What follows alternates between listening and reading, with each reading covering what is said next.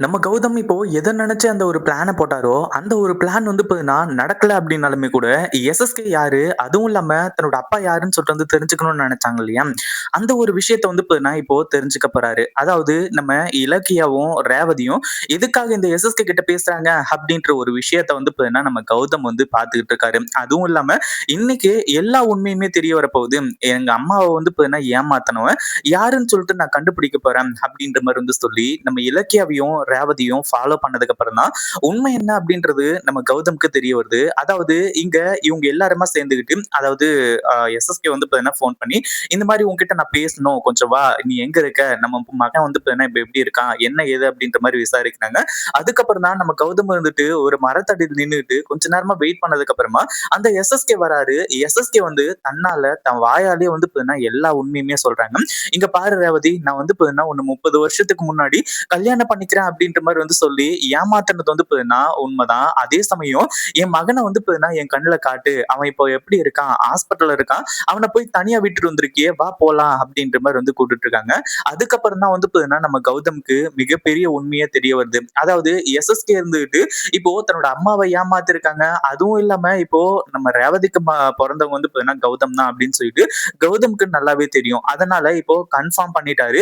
அதாவது 30 வருஷத்துக்கு முன்னாடி ஏமாத்துனது வேற யாரும் கிடையாது. இந்த எஸ்எஸ்கே தான் அப்படின்ற மாரி வந்து சொல்லி, அதுக்கப்புறம் தான் வந்து பார்த்தீங்கன்னா, இப்போ பயங்கரமான அதிர்ச்சியில நம்ம கௌதம் இருக்கிறது மட்டும் இல்லாம, இதுக்கப்புறம் எஸ்எஸ்கேவ சும்மா விட மாட்டேன், கொலை பண்ருவேன் அப்படின்ற ஒரு ஸ்டேஜ்க்கு வந்து பார்த்தீங்கன்னா போக ஆரம்பிச்சுறாங்க. ஏன்னா, அடுத்ததா வந்து பார்த்தீங்கன்னா, இலக்கியா சொல்லக்கூடிய விஷயம், அதாவது உங்க புள்ள வந்து பார்த்தீங்கன்னா, இதுக்காக தான் டிராமா போட்டிருக்காரு. அதாவது அவருக்கு லிவர்ல டேமேஜும் கிடையாது, ஒண்ணும் கிடையாது. உங்கள கொல்லணும், அதாவது தன்னோட அம்மாவ வந்து பார்த்தீங்கன்னா ஏமாத்துனதுக்காக, உங்கள கொல்லணும் அப்படின்றதுக்காக தான் அவங்க வந்து பார்த்தீங்கன்னா தேடிட்டு இருக்காங்க. இப்ப சொல்லவா? இப்ப வந்து பார்த்தீங்கன்னா அவர்கிட்ட நீங்க தான் வந்து பார்த்தீங்கன்னா அவங்க அப்பான்னு சொல்லிட்டு வந்து சொல்லவான்னு சொல்லிட்டு வந்து சொல்லுங்க. நான் சொல்லிடுறேன் அப்படின்ற மாரி சொல்லி இலக்கியா வந்து பார்த்தீங்கன்னா சொல்ல ஆரம்பிச்சுறாங்க.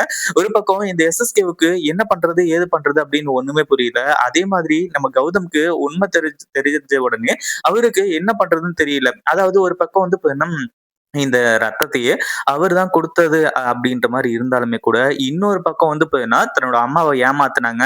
தன்னோட அம்மாவ வந்து பார்த்தீங்கன்னா, கல்யாணம் பண்ணிக்கிறேன் அப்படின்ற மாரி வந்து சொல்லி ஏமாத்துன இந்த எஸ்எஸ்கேவ உயிரோடவே வைக்கக்கூடாது.